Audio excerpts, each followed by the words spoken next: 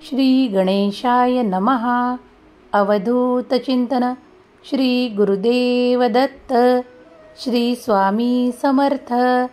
जय जय स्वामी समर्थ. देव म्हणतात, बाळा, आज तुझी काळजी दूर करायला आलो आहोत. तुला तो आशीर्वाद द्यायसाठी आलो आहोत. आता बेफिक्र हो, कारण आम्ही तुझ्यापर्यंत स्वतः आलो आहोत. तुझी भक्ती श्रेष्ठ आहे. तू आम्हाला प्रेमाने हाका मारल्या आहेत. बाळा, तुझा वेळ अनाठाई व्यर्थ होणार नाही. हा संदेश शेवटपर्यंत ऐक, अशी आमची इच्छा आहे. देव म्हणतात, बाळा, त्यांच्यासमोरच झुका जे तुमच्यावर प्रेम करतात. त्यांचाच आशीर्वाद प्राप्त करा जे तुम्हाला मनापासून प्रेम देऊ इच्छितात, आशीर्वाद देऊ इच्छितात. तुमचा वेळ अगदी मौल्यवान आहे. तो कुठे खर्चायचा हे तुमचे तुम्ही ठरवायचे. कारण इथे खूप काही असे भेटतील जे तुमचा निरर्थक वेळ वाया घालवतील. बाळा, तू आमच्यापर्यंत आला आहेस.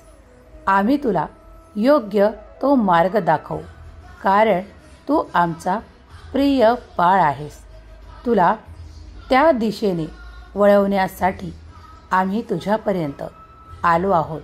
हे मार्गदर्शन करत आहोत की तुझी प्रगती पुढील काळात खूप होणार आहे. त्यासाठी तू ज्या दिशेने प्रयत्न करत आहे ती तुझ्यासाठी योग्य दिशा ठरेल. होय बाळा, तू सत्य ऐकत आहेस. देव म्हणतात, पुढील काळात तुझी प्रसिद्धीही खूप होईल.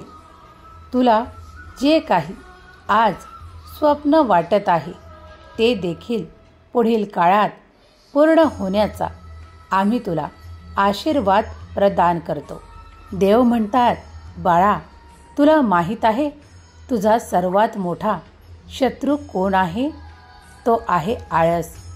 त्याला दूर कर, कारण तो जेव्हा जेव्हा तुझ्यामध्ये राहील ना, तो तेव्हा तेव्हा तुझ्या वेळेला व्यर्थ ठिकाणी लावेल, तुला कंटाळा आणेल. त्यासाठी त्यापासून सदैव लांब राहा. त्यापेक्षा त्या उलट उत्साहाला जवळ करा. कोणतेही कार्य उद्यावर न ढकलता ते आज आत्ता करण्याचा प्रयत्न करा. बाळा, जेव्हा तुम्ही योग्य दिशेने प्रयत्न करताना ते सर्व काही बघितल्या जातात आणि त्यांना यशस्वी करण्यासाठी आम्ही तुम्हाला आशीर्वाद देतो. बाळा, जेव्हाही तुम्ही कर्माची गती वाढवू इच्छिता तेव्हा तेव्हा देव तुम्हाला खूप काही असे आशीर्वाद, चमत्कार पाठवू इच्छितात. कारण तुम्ही ते प्रयत्न केले आहेत. तुम्ही ते सकारात्मक विचार घेतले आहेत. तुमच्या मनावर ते तुम्ही रुजवले आहेत. त्यामुळे देवही तुम्हाला ते सर्व काही आशीर्वाद देऊ इच्छितात. कारण प्रयत्नांती परमेश्वर हे तुम्ही जाणता. देवही तुम्हाला तेव्हाच मदतीला येतील जेव्हा तुम्ही काही प्रयत्न सुरू ठेवाल. बाळा, मी तुला आराम देखील देऊ इच्छितो. तू खूप कष्टातून निघाला आहेस. इथे पोहोचेपर्यंत तू खूप कष्ट घेतले आहेत. पुढील काळ तुझा उन्नतीचा आहे. तेव्हा आता जे कर्म करत आहेस त्यासाठी थांबू नकोस. पुढे चालत राहा. कारण तुझे भविष्य तुला उज्ज्वल करायचे आहे. त्यासाठी प्रयत्नही लागतील. तेव्हा न थकता न थांबता कार्य सुरू ठेव. तुला त्या ध्येयाला गाठायचे आहे.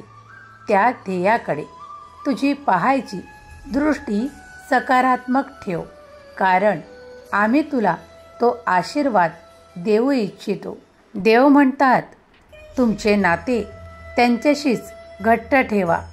जे तुमच्याशी नाते ठेवू इच्छित आहेत. बाळा, जे तुम्हाला सर्वाधिक प्रेम करतात त्यांच्यावर तुम्ही प्रेमाचा वर्षाव करा, कारण मी तुम्हाला योग्य ते प्रेम देऊ इच्छितो. तुमच्या कोणत्याही समस्या माझ्यापासून दुर्लक्षित नाहीत हे जाणून घ्या. देव तुमच्या प्रत्येक समस्येचे उत्तर तुम्हाला देतील. योग्य वेळ येत आहे, त्या उत्तरांची तुम्हाला प्राप्ती होईल. कारण बाळा, तुम्ही जे काही प्रयत्न करता, जे काही आशीर्वाद आमच्याकडे मागू इच्छिता, ते देवही तुम्हाला भरपूर प्रमाणात देऊ इच्छितात. त्यात तुमच्यासाठी सुखाचा, आनंदाचा आशीर्वादसुद्धा आहे. देव म्हणतात, तुझा पुढील काळ खूप काही भरभराटीचा आणि आनंदाचा राहील. बाळा, जीवन हा सुखदुःखाचा प्रवास आहे.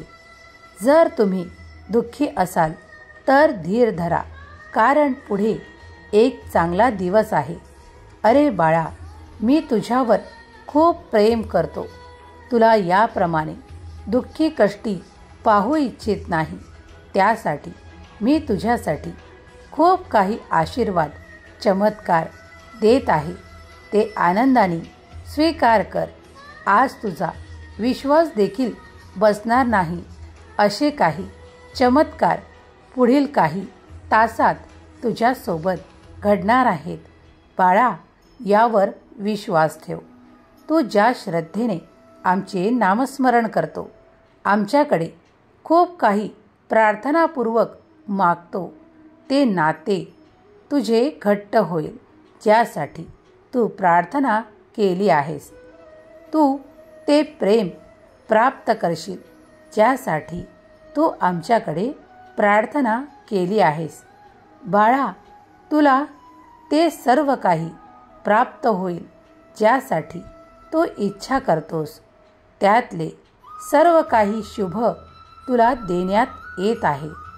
ते सर्व काही शुभ आशीर्वाद तुझ्याकडे लवकरात लवकर प्राप्त होतील. त्यासाठी तुला काहीही करण्याची आवश्यकता नाही. फक्त मनात शांतता पाळ. देवावर पूर्ण विश्वास आणि श्रद्धा ठेव, कारण या श्रद्धेमुळेच तुम्ही तो आशीर्वाद, ते चमत्कार प्राप्त कराल. बाळा, तो खूप काही कर्म केले आहेत. आता तुला त्या कर्मांचे फळ प्राप्तीची वेळ आली आहे. तेव्हा निराश होण्याचे काहीही कारण नाही. आता फक्त तुम्ही आराम करा, शांतता पाळा आणि देवांचा चमत्कार बघा.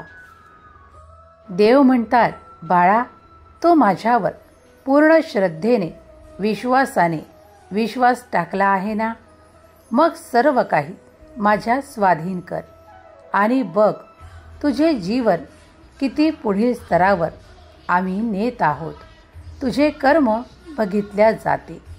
तू कोणाशी कशा प्रकारे वागतो, कुणाला काय देतो, कुणाचे काय घेतो, हे सुद्धा आमचे लक्ष तुझ्यावर आहे.